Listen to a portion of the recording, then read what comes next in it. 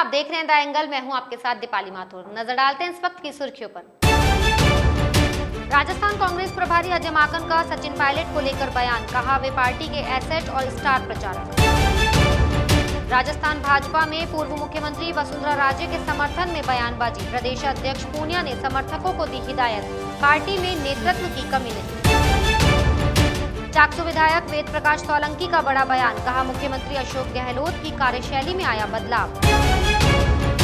राजस्थान जल्द ऑक्सीजन उत्पादन में बनेगा आत्मनिर्भर, प्रदेश में जल्द होगा 1000 मीट्रिक टन ऑक्सीजन का उत्पादन। कोविड-19 फ्रंटलाइन वर्कर्स के लिए प्रधानमंत्री नरेंद्र मोदी ने एक क्रैश कोर्स को लॉन्च किया है। इसके साथ ही उन्होंने महामारी कोविड-19 को लेकर देश को तैयार रहने का संदेश दिया। उन्होंने कहा कि आज शुरू किए जा रहे क्रैश कोर्स के जरिए 1 लाख वॉरियर्स को महामारी का सामना करने के लिए तैयार किया जाएगा।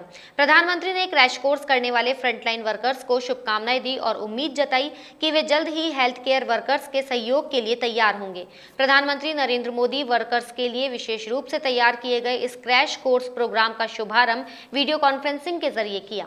राजस्थान में सचिन पायलट खेमे की नाराजगी और कांग्रेस में खींचतान जारी है। इस खींचतान के 7 दिन बाद प्रदेश प्रभारी अजय माकन का बयान आया है। अजय माकन ने पायलट को हाईकमान के नेताओं से समय नहीं मिलने की बात को नकारते हुए एक बार फिर उन्हें असेट बताया है। अजय माकन ने दिल्ली में कहा, सचिन पायलट को मिलने का समय नहीं देने की बात बेबुनियाद है। माकन ने कहा, प्रियंका गांधी 10 दिन से दिल्ली में नहीं है तो वो कैसे मिलती। प्रियंका गांधी की उनसे बात हुई है, मेरी और वेणुगोपाल की भी उनसे बात हुई है। प्रियंका गांधी, वेणुगोपाल और मैं सचिन पायलट से लगातार बात कर रहे हैं। पायलट समय मांगे और नहीं मिले, ये संभव नहीं है। वहीं इस दौरान कांग्रेस प्रदेश प्रभारी अजय माकन ने कहा कि कैबिनेट विस्तार और राजनीतिक नियुक्तियों पर काम चल रहा है। बंगाल चुनाव के बाद हाल ही में टीएमसी में घर वापसी करने वाले मुकुल रॉय की विधायकी छीनने की कोशिश में भाजपा जुट गई है। नेता प्रतिपक्ष शुभेंदु अधिकारी ने मुकुल रॉय को करीमनगर विधानसभा सीट से विधायक के रूप में अयोग्य ठहराने की मांग की है। इसके लिए अधिकारी ने विधानसभा स्पीकर को एक अर्जी दी है और विधायक के रूप में उन्हें अयोग्य ठहराने की मांग की है। इससे पहले भाजपा नेता शुभेंदु अधिकारी ने बताया कि उन्होंने पश्चिम बंगाल विधानसभा से मुकुल रॉय को अयोग्य ठहराने की अपनी मांग के समर्थन में कागजी कार्रवाई पूरी कर ली है। कांग्रेस के पूर्व अध्यक्ष राहुल गांधी ने ईंधन की कीमतों में बढ़ोतरी को लेकर नरेंद्र मोदी सरकार पर निशाना साधा है। उन्होंने कहा कि सरकार की हालत ऐसी है कि अगर कीमतें नहीं बढ़ाई जाती है तो ये बड़ी खबर बन जाती है। सांसद राहुल गांधी ने हिंदी में एक ट्वीट में कहा कि मोदी सरकार का विकास ऐसा है कि अगर किसी दिन पेट्रोल और डीजल की कीमतें नहीं बढ़ती है तो ये एक बड़ी खबर बन जाती है। उनका ये बयान देश भर में ईंधन की कीमतों में बढ़ोतरी के मुद्दे पर आया है। पंजाब कांग्रेस में चल रही अंतर्कलह पर पार्टी हाईकमान 1-2 दिन में बड़ा फैसला ले सकती है। कैप्टन के खिलाफ खड़े नवजोत सिद्धू पर हाईकमान कुछ मेहरबानी के मूड में है। इस बीच कैप्टन के दुर्विरोधी और कांग्रेस सांसद प्रताप सिंह बाजवा ने नवजोत सिद्धू को एक सलाह दी। बाजवा ने कहा कि जब नवजोत सिंह सिद्धू कांग्रेस में आ रहे थे तो पार्टी के कई वरिष्ठ लोगों ने इसमें रुकावट डाली थी। उस समय उन्होंने सिद्धू की सिफारिश की थी। अब पार्टी हाईकमान और कार्यकर्ता चाहते हैं कि सिद्धू को अहम रोल दिया जाए, लेकिन मेरा मानना है कि शीर्ष स्थान पर पहुंचने के लिए कुछ वक्त भी चाहिए। दिल्ली में सीएए के खिलाफ प्रदर्शन के दौरान पिछले साल दंगे हुए थे। इन दंगे के मामले में गिरफ्तार 3 छात्र कार्यकर्ताओं को दिल्ली हाईकोर्ट से मिली जमानत के खिलाफ दायर पुलिस की याचिका पर सुप्रीम कोर्ट में सुनवाई हुई। सुप्रीम कोर्ट ने हाईकोर्ट के आदेश पर रोक लगाने से इनकार कर दिया। कोर्ट ने कहा कि वह फिलहाल नताशा, देवांगना और आसिफ की जमानत पर दखल नहीं देगा। हालांकि सुप्रीम कोर्ट ने इस मामले में जमानत पाने वाले 3 छात्र कार्यकर्ताओं को नोटिस जारी किए। सुप्रीम कोर्ट ने कहा कि हाईकोर्ट का आदेश का पूरे भारत में असर पड़ सकता है, इसलिए हमने परीक्षण करने का फैसला लिया है। राजस्थान में सचिन पायलट समर्थक वेद प्रकाश सोलंकी ने आज एक बार फिर बड़ा बयान दिया है। उन्होंने सीएम अशोक गहलोत की कार्यशैली पर ही सवाल उठा दिया। सोलंकी ने मीडिया से बातचीत में कहा कि सीएम को बहुत सालों से जानता हूं, लेकिन पहली बार वे अपने स्वभाव के विपरीत काम कर रहे हैं। वहीं प्रेस कॉन्फ्रेंस में उन्होंने SC/ST के मुद्दे उठाए। सोलंकी ने कहा कि कुछ चुनिंदा विधायक और मंत्री सरकार चला रहे हैं। सरकार में हमारे समाज का कोई मंत्री नहीं है और ना ही हमारी सुनवाई हो रही है। सोलंकी ने कहा कि सीएम से मेरा आग्रह है कि वे इस ओर ध्यान दें। उन्होंने कहा कि मंत्रिमंडल का विस्तार होना चाहिए, लेकिन मुझे मंत्री नहीं बनना, लोगों के काम होने चाहिए। और ऐसा नहीं है कि माननीय मुख्यमंत्री जी से मेरा तालमेल बहुत अच्छा नहीं रहा। मेरा तालमेल बहुत अच्छा है, लेकिन मैंने जितना अभी तक देखा है कि पहली बार अपने स्वभाव के विपरीत से काम कर रहा है। पहली बार मुझे लग रहा है ऐसा नहीं। हमेशा उन्होंने जो भी काम बताए हैं ऐसा नहीं है कि उन्होंने किए नहीं। LDC बैकलॉग का काम किसने किया? उन्होंने किया, जब हमने जाके बताया। अम्बेडकर पीठ का जो काम था उन्होंने किया, वापस किया, उन्होंने बताया। अम्बेडकर पीठ में जरूर माननीय सुभाष गर्ग जी की वजह से हमारे चक्कर लगाने पड़े, जो हमारी चीज थी वापस जाने के लिए 3 महीने लगाने पड़े, लेकिन किया, वापस किया। लेकिन अभी वर्तमान परिप्रेक्ष्य में क्यों काम नहीं हो पा रहे हैं SC ST के, ये तो ज्यादा वही बता पा सकते हैं। एक विशेष रूप से जैसे ये काम तो मुद्दे अलग हैं, मैंने एक छोटा सा काम भी दिया था, मैंने अकेले ने नहीं दिया था, कई विधायक भी साथी भी थे। अम्बेडकर जी का काम था, अम्बेडकर सेतु बनाने का काम, जो घोषणा करनी थी 14 अप्रैल को, वो भी किसी कारणवश नहीं हो पाया। मुख्यमंत्री जी हो सकता है भूल गए हों या करना भूल गए हों, लेकिन उन्होंने वादा किया था कि ये तो छोटा सा काम है, ये कर देंगे उस दिन, लेकिन नहीं हो पाया। अब क्या कारण है इसका मैं बता नहीं सकता, लेकिन जितना मैं उनको जानता हूँ, जो शैली उनकी थी उस चीज में ये चीजें नहीं थी।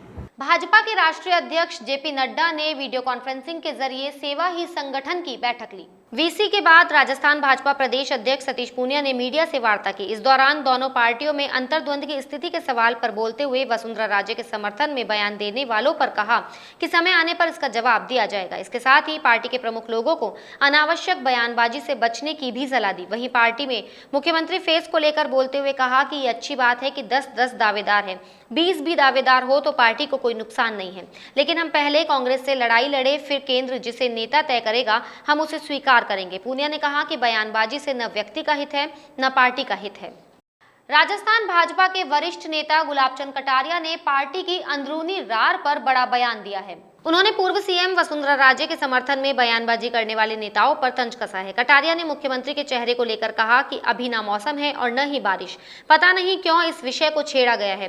वसुंधरा राजे पार्टी में अपनी जगह है, अगर बीजेपी में कोई सोचे कि वो पार्टी के ऊपर है तो वो गलत है। आगामी विधानसभा चुनाव किसके नेतृत्व में लड़ा जाएगा ये तो संसदीय दल तय करेगा। राजस्थान जल्द ही ऑक्सीजन उत्पादन के क्षेत्र में आत्मनिर्भर बनेगा। ऑक्सीजन उत्पादन को लेकर चिकित्सा मंत्री डॉक्टर रघु शर्मा ने बयान दिया है। उन्होंने कहा कि राज्य में विभिन्न संस्थाओं द्वारा लगाए जा रहे ऑक्सीजन जनरेशन प्लांट्स और अन्य उपकरणों के जरिए आने वाले दिनों में लगभग 1000 मीट्रिक टन ऑक्सीजन का उत्पादन किया जा सकेगा। चिकित्सा मंत्री ने कहा कि दूसरी लहर में सबसे ज्यादा परेशानी ऑक्सीजन को लेकर देखने में आई है।